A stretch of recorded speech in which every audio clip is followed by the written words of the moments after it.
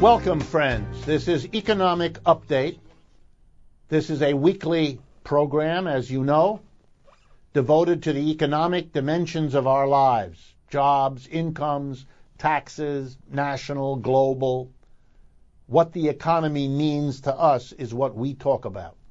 I'm your host, Richard Wolff. I've been a professor of economics all my adult life. I currently teach at the New School University in New York City. And I also write economics columns for truthout.org, a courageous and independent source of news and analysis every day. I urge you to check them out. If you're interested in the materials and the documents we refer to, please visit our two websites. They are available 24/7 at no cost at all. The first one is rdwolf.com with two F's. And the second one is democracyatwork.info. Not only do they have the materials that may interest you, but both of them provide you with a way of sending us your comments, your criticisms, your questions. We read each and every one and use them to shape the content of our programs, and towards the end of each program to respond to selected comments and questions. Please understand we get more of these than we could possibly answer, and we have to be selective, but we do read and appreciate every single one. Let me begin today's updates with some statistics about the recent spate of worker actions at retail and fast food outlets across the United States. They've been getting quite a bit of attention. And I thought a statistic prepared by someone whose work I admire, Sam Pizzigatti, who has an internet available website called Too Much or Too Much Online. You might want to take a look at it. He recently did an intriguing piece of work.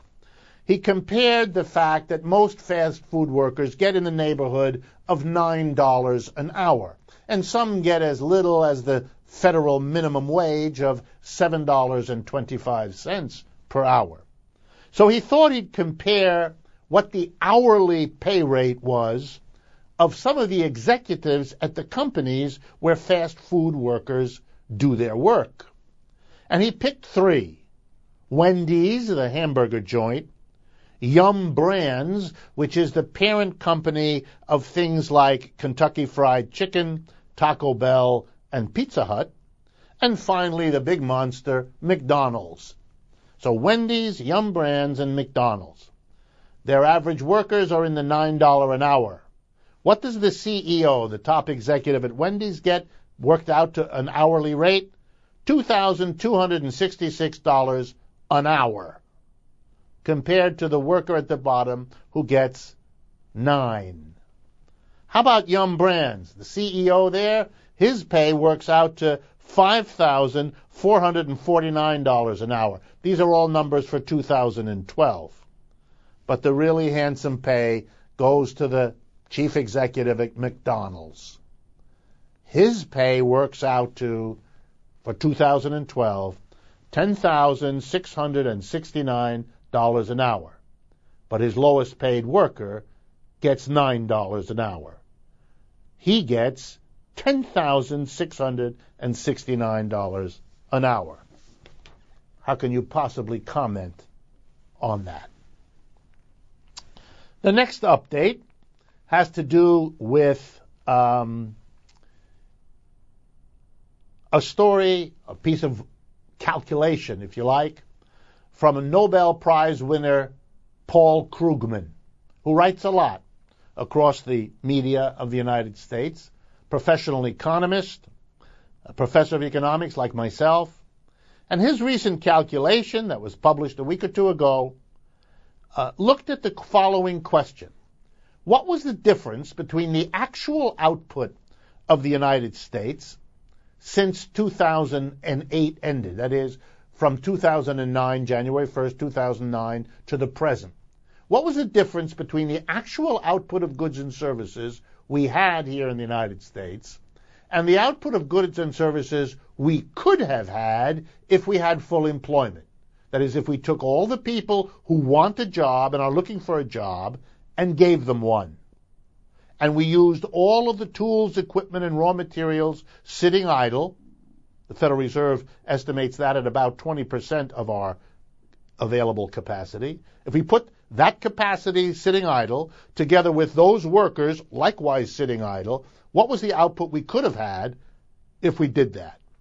And he says the gap since 2009, January 1st, is $2.29 trillion. $2.29 trillion. To give you an idea of what that means, it means that our economic system was capable of producing 2.29 trillion more than it did. And had it produced that, not only would it have put all those people to work who wanted the jobs, made good use of that capacity that was gathering rust and dust instead, but that amount of output would have removed all of the deficits of all 50 of our states. It would have removed the deficits of our cities. It would have enabled them to continue providing the quality and quantity of services Americans need more than ever during this crisis. Paul Krugman's calculation is a stunning reminder of the waste of capitalism as a system, of the social costs when capitalism doesn't work, when it has yet another one of its periodic business cycle downturns. What a stunning calculation when its meaning is properly understood. The next analysis is one that comes from the New York Times, specifically an article written by Nina Bernstein, and that appeared on the 27th of August. And it has to do with partly answering a question that plagues everybody who pays attention to the healthcare system of the United States. Here's the question. How is it possible that the United States spends so much more on medical care than any other advanced industrial country, while getting mediocre results as measured by how ill we get, how long we stay in a hospital, how old we are when we die, what percentage of our kids live beyond the first year, all the usual measures of health? The United States is average. The only thing we're not average in, we spend a fortune. How's it possible? Nina Bernstein explores one small fact to shed light on this question. She asks about IV bags, intravenous bags of fluid that you've seen hanging from a stand in a hospital room that allow fluid, often with drugs involved, to flow gradually and slowly into an ill person's body to help in the healing and the recuperation and the administering of medicine. So she looked into the question of these IV bags. And she found out, by checking with the manufacturers, that they cost between 44 cents and $1 to make. That's what it costs for the IV bag. Then she looked at what the charges are to sick people in hospitals. She looked at particular groups of sick people in particular hospitals, but a group of them, different ones, to get a feeling for this. And she said she found that the charges for IV bag, using one for a patient, was roughly 100 to 200 times what it cost to make the bag.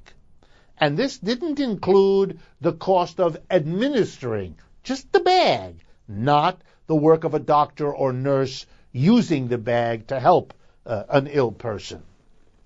Sometimes, she said, it would go as high as 1,000 times what it costs. And here, as you read her study, after your mouth drops open in disbelief, you discover what's going on. The manufacturer sells to a wholesaler, who jacks up the price when the wholesaler sells it to the hospital. So already we see the price going up, way up. The hospital, in turn, jacks up the price to the insurance company if a sick person has one, or to that person himself or herself if they're not covered by insurance, as millions of Americans aren't. The insurance company is charged many times by the hospital what it costs for them to buy it, already inflated from the wholesaler. And the insurance company turns around and sticks it to the employer or the individual who pays the insurance premium to cover the costs in the hospital that are inflated from the wholesaler who inflated them from the manufacturer. To make a long story short, the producer of the IV bag, the merchant who handles it, the hospital that buys it, the doctors and nurses who administer it, the insurance who covers it, are all involved here. They all participate. They are all complicit, each in their own way, in working within and supporting this systematic inflation of costs. That's why we spend much more money on health care than the quality of our health care would ever justify.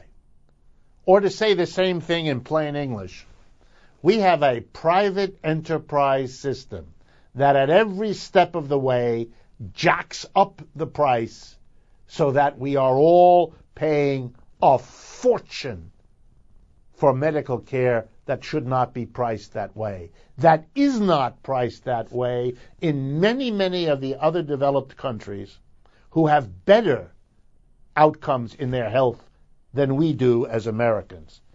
The fact that the health care cost is what's driving the Medicare and Medicaid systems into such difficulty is leading us not to change the system from a private enterprise system that isn't working, but is rather leading the government to cut back the available health services on our people. And that is more than a terrible shame.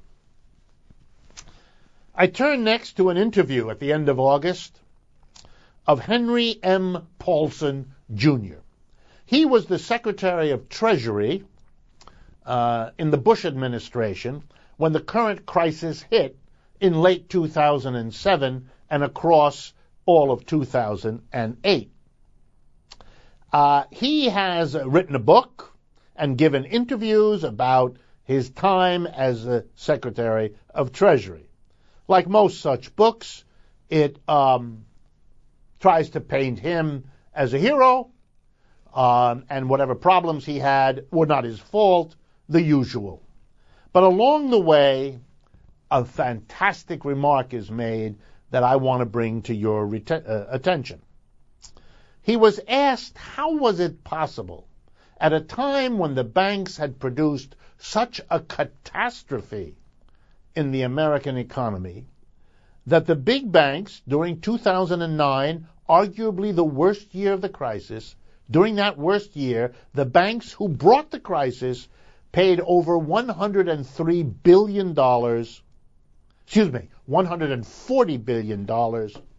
in bonuses. And Henry Paulson answers that question.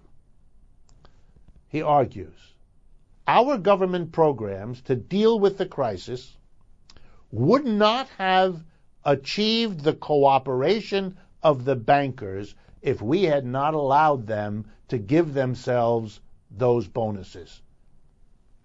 Let me be sure you understood what I just said. The Secretary of the Treasury had to allow and look the other way when the bankers who brought the crisis gave themselves $140 billion in bonuses, because had he not done so, and President Bush on his advice, had they not done so, then those bankers wouldn't have cooperated in rescuing the American economy that would have taken them down with it. These are the people that are in charge of the highest levels of our economy.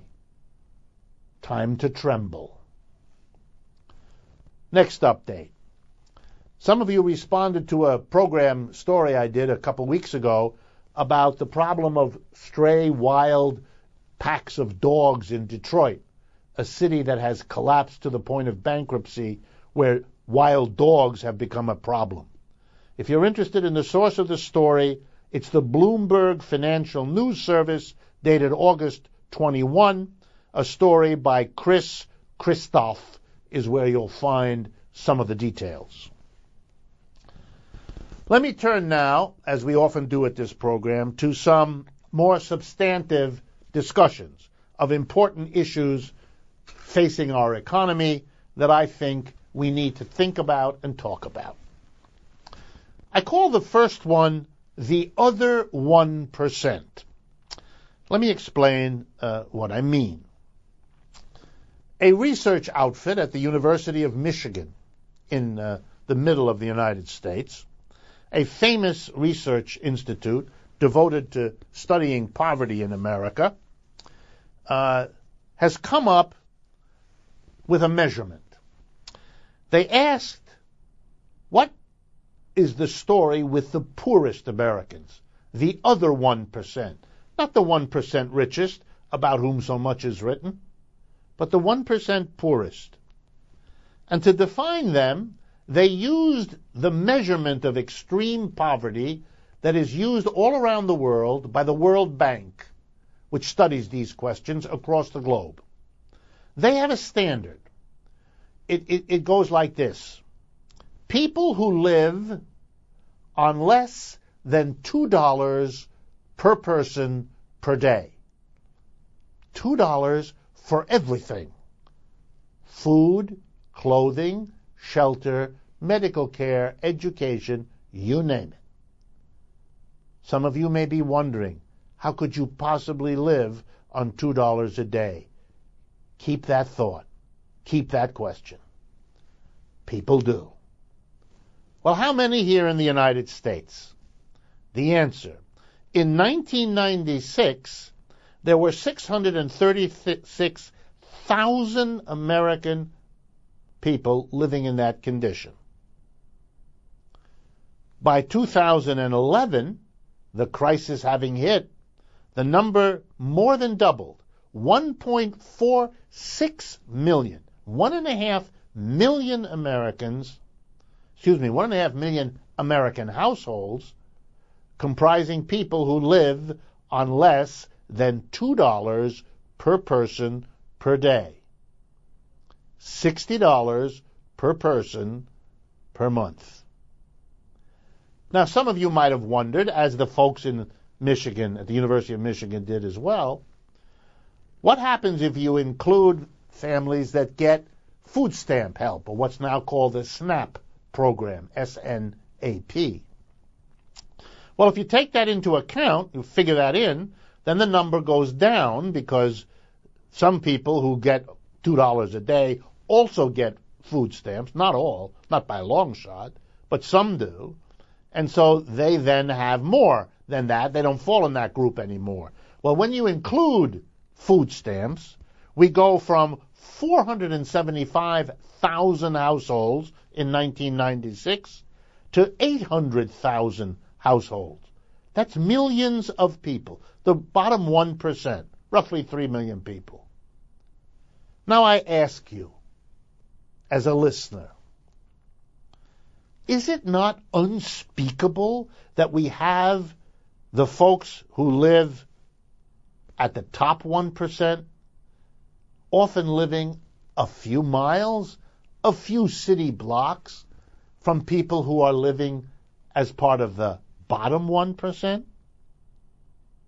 Is this not a kind of fundamental cruelty? Is it consistent with family values? What do you think happens to families living under such conditions? Is this moral? Is it ethical to let people who have hundreds of thousands, if not millions of dollars that they earn every year in the top 1%, side by side with people who are required to live at $2 a day for everything? The other 1% stands in mute horror, accusing across the divide a society that permits 1% to live like that instead of doing something to ameliorate that kind of fundamental, mind-numbing inequality. The second issue I want to discuss is a direct response to several of your comments and questions emailed to me in recent weeks. And indeed, I've gotten these questions for months. It has to do with the question of small businesses in the United States, and indeed in other countries. The broad question of the small business in relationship to big business.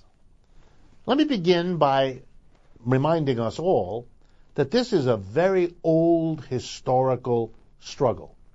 Big businesses and little businesses have been in conflict and tension from the beginning of our capitalist system. Small businesses have basically been, you might say, in the middle.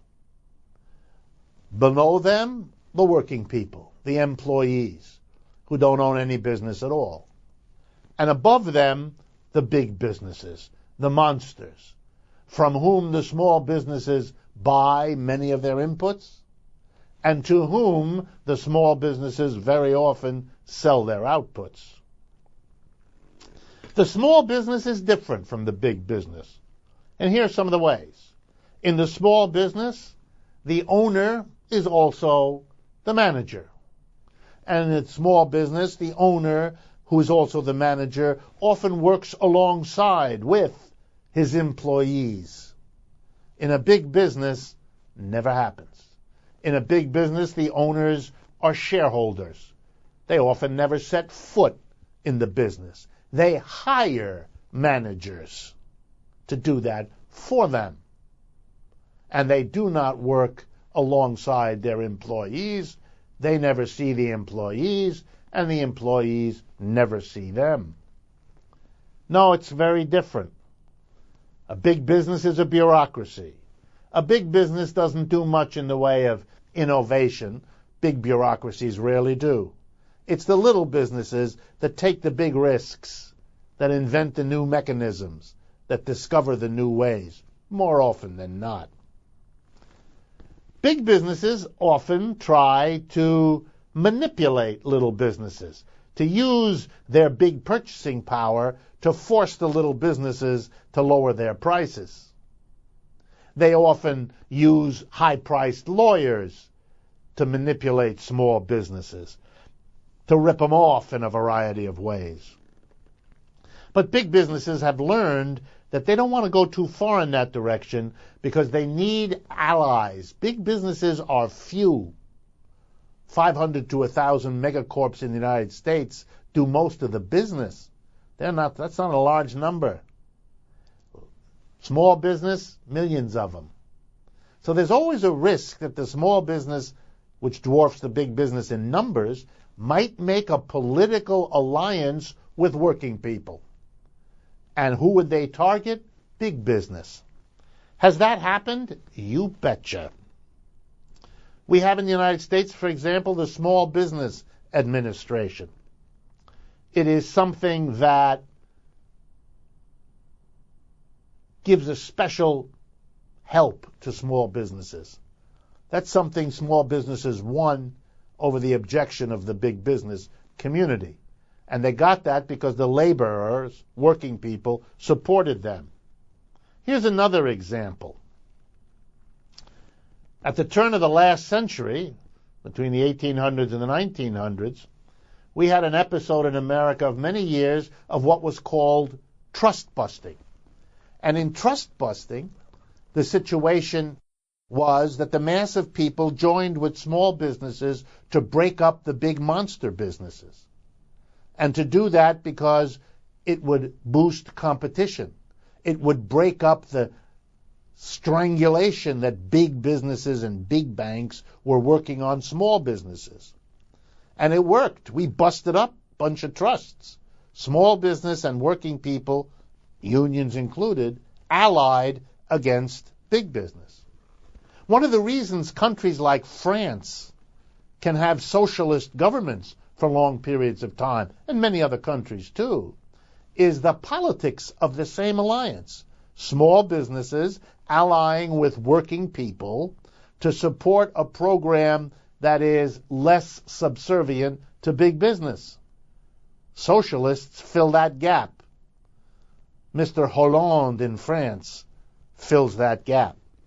We even see it in small ways across America, in cities and towns where working people who want to maintain decent wages ally with small businesses wanting to survive to keep a Walmart from locating on the edge of town.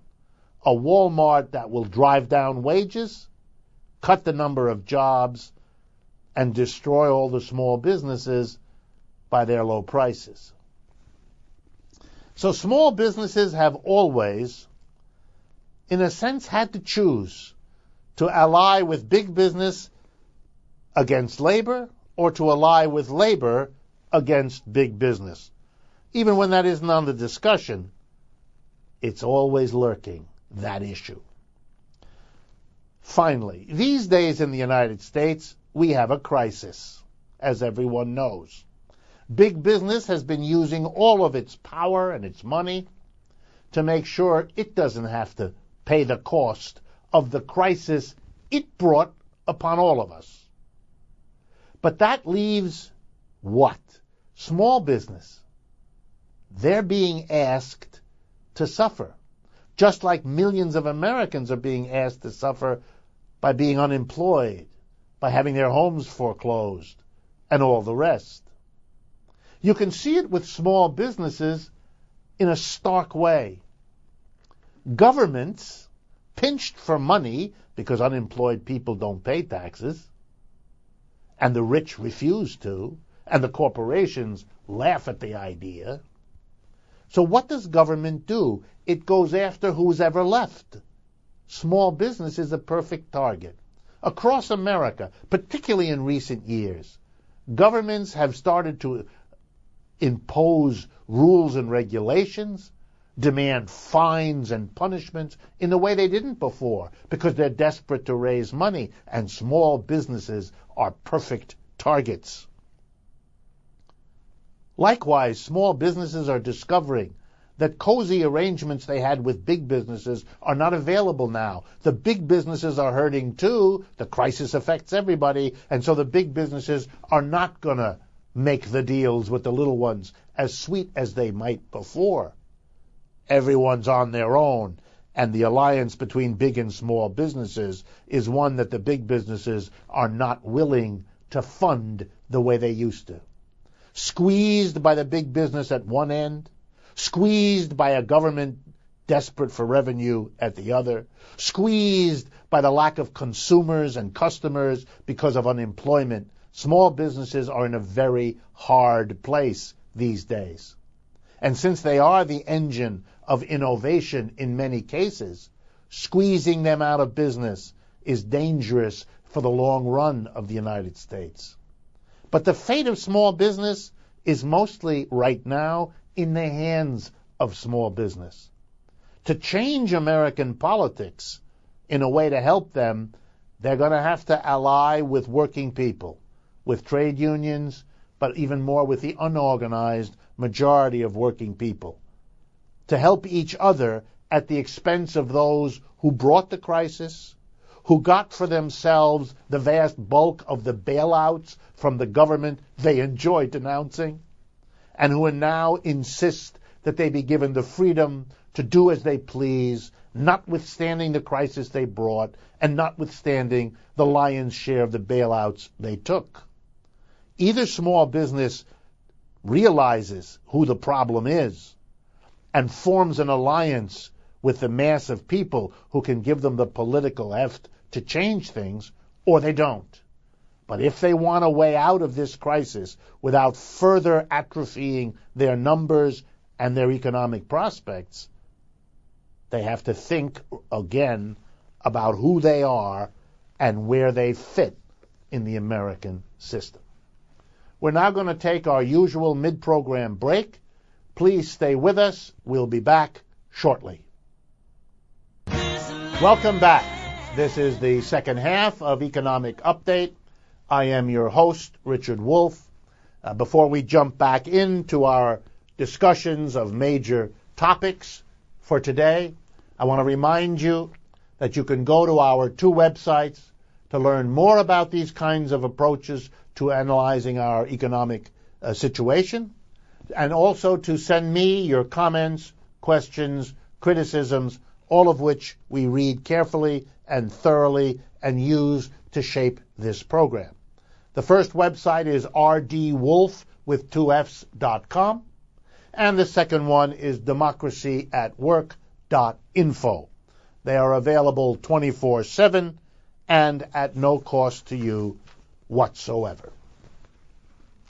As we turn to the question next on our agenda, I want to talk to you about the three basic approaches to economic thinking, economic theory.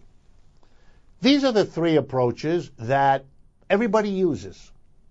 Whether or not they've ever studied these theories, whether or not they are students of them, whether or not they could even name them, these are the ways people have learned to think about economics. May have learned it in the classroom, may have learned it on TV, in the newspaper, may have learned it from friends and family. But learn it we all have. And the three have names. And from time to time, I want to go back and make sure we all understand that there's a choice in how to think about economics. People have never agreed about economics. It's always been a contested terrain, an issue, a question, a way of thinking about which people disagree. And anyone who has ever presented economics as if we all agree has been pulling the wool over your eyes. I'm not going to do that. And you shouldn't let anyone do that. It's a kind of matter of freedom of choice. You ought to be able to choose among the alternative theories. It's a little bit like being able to choose among alternative ways of thinking about religion, or love, or marriage, or education. Anyone who tells you there's only one religion, his or hers, is a person you probably need to talk with less. The same with a person who tells you there's only one way to think about anything. So let's look at economics. And here I want to also, in case you're interested, draw your attention to a book that I published with a fellow economist last year. It was published by the MIT University Press, Massachusetts Institute of Technology, which is a major economics place, that is a university famous for its economics department, its economics professors, and the work it does in that field. One of the reasons my co-author, Stephen Resnick, and myself published our book at the MIT Press was precisely because it is a well-known leader in that field in the world. The name of our book is Contending Economic Theories, Neoclassical, Keynesian, and Marxian. Neoclassical, Keynesian, and Marxian, those are the three ways of thinking about economics that have developed across the history of capitalism. That's right. They are theories that didn't exist before capitalism. It's literally capitalism that brought them into being. And that's not at all surprising or unusual. Capitalism, like other systems, produces people who think about the system. Just like marriage produces people who think about that. Or poverty produces people who think about that. Or happiness produces people who think about that. Economics, the way we organize the production and distribution of goods and services in our capitalist way, has produced people who think about that. It has also, and this is the key point never to lose sight of, it has also produced people who think about capitalism in different ways. I like to use the same image here because it seems to work well. Imagine a family that lived down the street from you, that had a mother and a father and 2 kids. And you wanted to get to know something about the family, and you went and you inquired, and you learned that one of the 2 children thinks this is the greatest family there ever was, and the other child thinks that this is a dysfunctional family that's a psychological mess. If you wanted to understand the family, having talked to the mother and the father, and wanting to speak to the children, would you speak to only one child? Or would you feel you ought to speak to both children in order to hear them out, and then, based on all you've learned, draw your own conclusions? I think most of you understand that the obvious choice is to interview both kids. Well, here I am telling you that economics has had 3 great interpretations. The Neoclassical, that's the dominant one across the world today. The Keynesian, and I'm going to explain it to you again in a moment, and the Marxian. First, the Neoclassical and the Keynesian, those are their names. Those have something in common. They're like the first child in that family. They like capitalism. They support capitalism. They are admirers and celebrants of capitalism in different ways that I will explain. The third theory, Marxian, is different. It's like that other child of the family down the street. It is a theory that criticizes capitalism, that thinks it is inefficient, unfair, outmoded. It basically argues that human beings can do better than capitalism. And it names things like socialism and communism, which, by the way, Marx defined in ways quite different from what most people believe these days. But it's a critical theory. So the question for you, as for everyone, is whether or not, when you come to think about your own economic situation, your economic future, solving your economic problems, are you going to make use of all the theories or not? It's like trying to understand the family down the street. You're going to talk to both kids or not? Neoclassical and Keynesian theory differ on a detail. In neoclassical theory, they think capitalism is so wonderful that what you want to do is interfere with it as little as possible. Let individual enterprises do what they want. Let individuals buy and sell for them as they please. Let companies hire workers as they please, and so on. A private economy is the one that works best.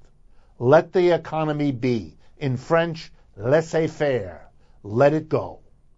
Don't have any outside institution other than individuals and enterprises do anything to affect how the economy works. Keynesians disagree.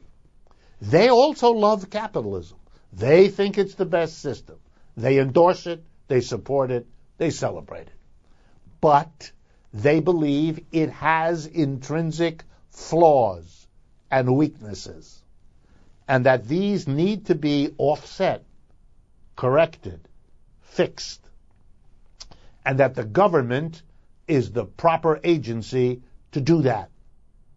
And so they insist that to get the benefits of capitalism, to get the rewards of the system they admire, you need to have the government play an important regulatory role, interfering in a variety of ways to make the system yield the fruits of which it is capable. Marxian economics is fundamentally different.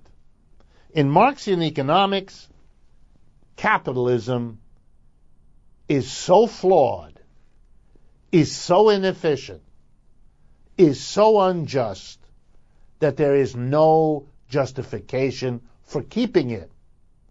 In fact, the only reason we keep it, Marxists argue, is because it is good news for a tiny proportion of the people, those in a position to own businesses and those in a position to get high-paid jobs working in those businesses.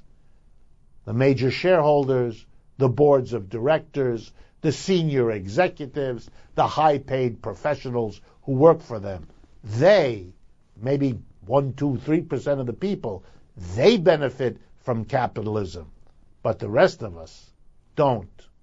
And therefore Marxism argues, when you understand that, you can see the rationale for the proposition we can do better than capitalism.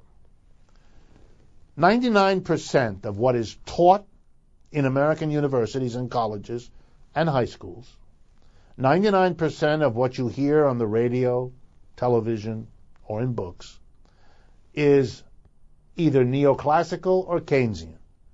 That is, people who all love capitalism, but differ on the role of the government, on the intrinsic flawedness of capitalism, and so on. So I'm not going to spend a lot of time rehashing or rehearsing all of that. You don't need me or this program for that purpose. My job is to make sure you also know and can evaluate and make use of, if you see fit, the Marxian alternative, because that is ignored, overlooked, denied systematically in most of the world today. So let's begin, and I'll continue this on and off in future programs. The first unique thing about Marxian economics is Marx's insistence that we distinguish between the price of something that you buy or sell in the market and its value. For Marx, value has to do with the amount of labor it took. How many hours of how many people were necessary to produce something? That gives us its value. So value just means the amount of labor involved in something. It's an open question whether something that has value will sell at a price above or below the value. To give you an example, it didn't take that many hours for Picasso to make a sketch.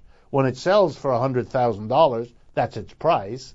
That doesn't have all that much to do with the value in terms of labor. So there are differences between price and value. In neoclassical and Keynesian economics, there is no such difference. They work with price and value as synonyms. Marxists don't. And why don't Marxists? Because Marxists are really interested in labor. They're really interested in how the labor of a society gets done. And why is that the case? Well, here's just the beginning of an answer that we will give a fuller answer to in the future.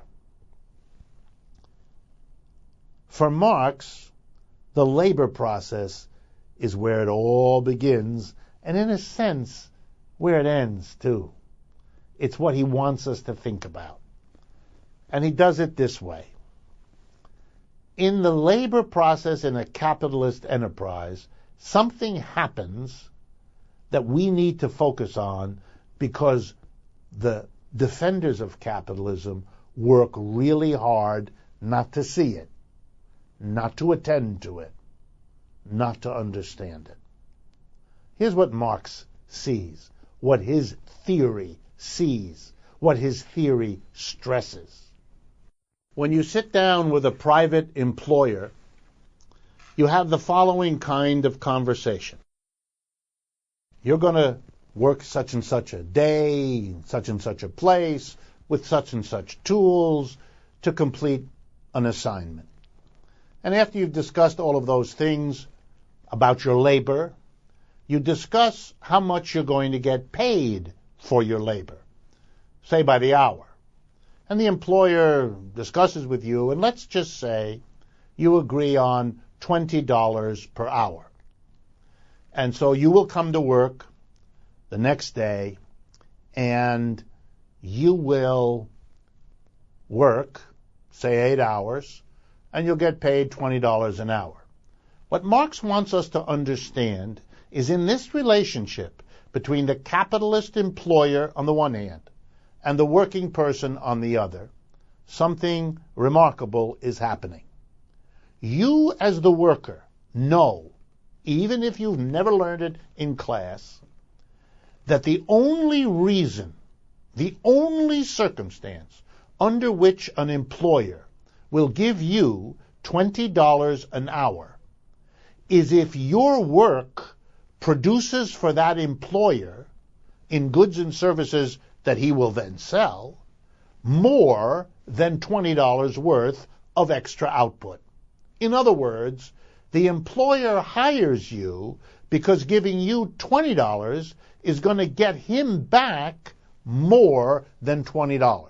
That extra, Marx says, the work produced by you, the value of your labor to the employer is greater than what he pays you for it. And that difference is the employer's profit.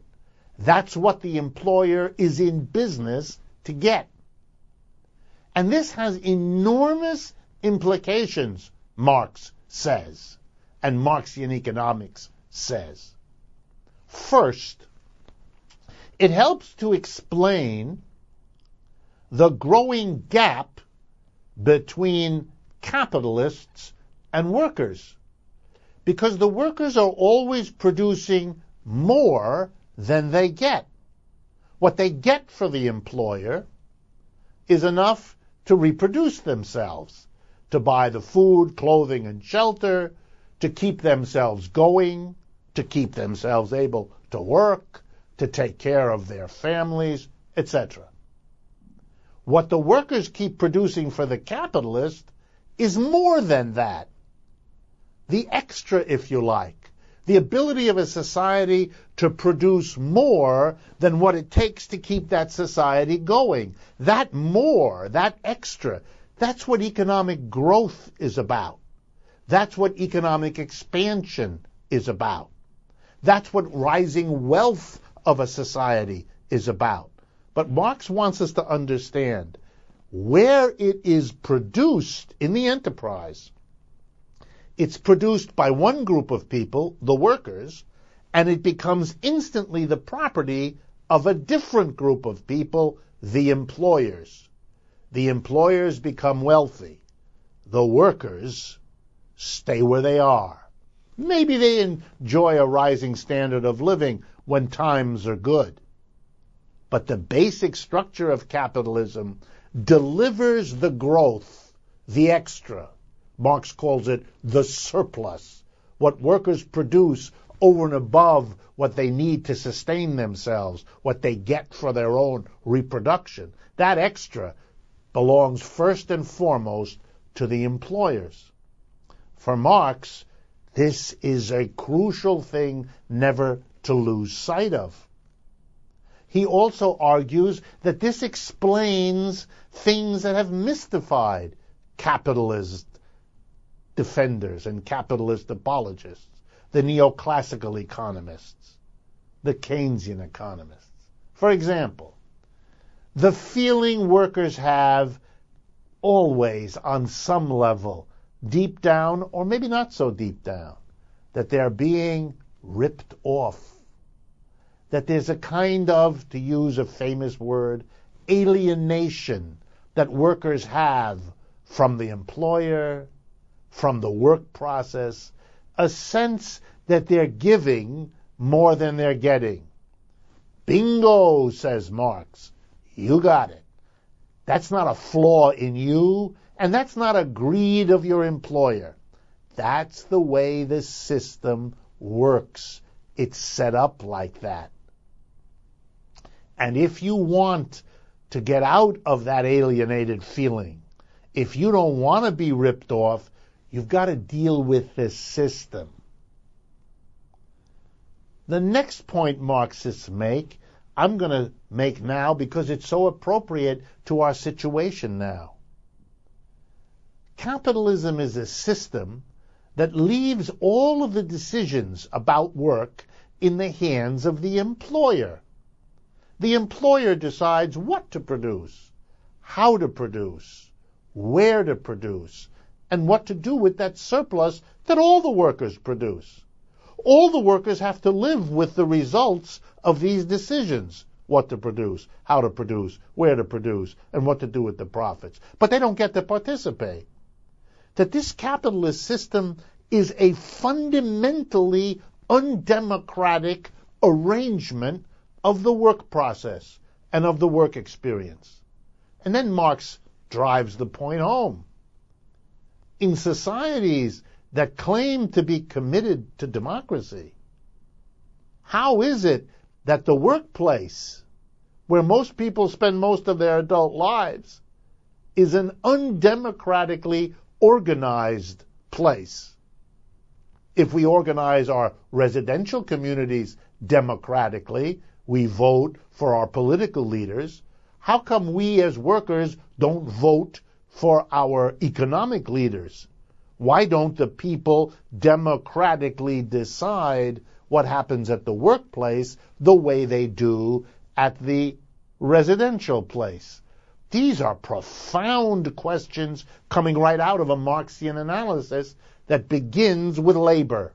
So of course he's interested in the labor dimension of goods and services, what he calls their value, because that's more crucial for him to understand the economy than the details of what the price is that gets fetched by a banana, a shirt, or a hot dog in the market, which depends on the myriad factors affecting suppliers and demanders. He's interested in a sense, how we work out the work that has to be done in a society, the toil and trouble that Adam Smith referred to. By the way, the notion of value being different from price, that's not unique to Marx. The irony is that Adam Smith and David Ricardo, who liked capitalism, also were interested in what they called the labor theory of value. Marx was not alone in this. But after Marx, because of what he did with the labor theory of value, because of the way he understood labor and what that told him about capitalism, it became the policy of people who like capitalism not to talk about labor very much, and certainly not to entertain the kinds of questions and the analytical framework Marx used. Lastly, Marx was also interested in capitalism's fundamental instability. The employer, the capitalist, who makes all those decisions, what, how, and where to produce, and what to do with the profits, often makes those decisions that give the system its peculiar instability. The boom and bust cycle, the upturn, the downturn, the recession, the prosperity. We have a lot of words in capitalist societies for these phenomena because they are endless. We have never broken out of capitalism's instability. Every leader of capitalism has promised that he will do something to make sure that these business downturns don't affect our children. All those promises have been broken. We are now in another doozy of an economic downturn affecting hundreds of millions of our fellow citizens. Capitalism is unstable. Capitalism takes the surplus from the many and delivers it to the few. And capitalism, during its periods of economic downturn, wastes human beings who want to work and have no job, wastes tools, equipment, and raw material sitting idle. It is a system, Marx argued, that is inefficient, unfair in its grounding. This is a critical analysis that ought to be part of the national debate, long overdue. And on this program, we'll continue to look at what critical perspectives have to offer, and not just those that celebrate, although we'll make use of them too, but not in an unbalanced way. Thank you very much for your attention. This is Economic Update. I'm Richard Wolff, and I look forward to speaking with you again next week.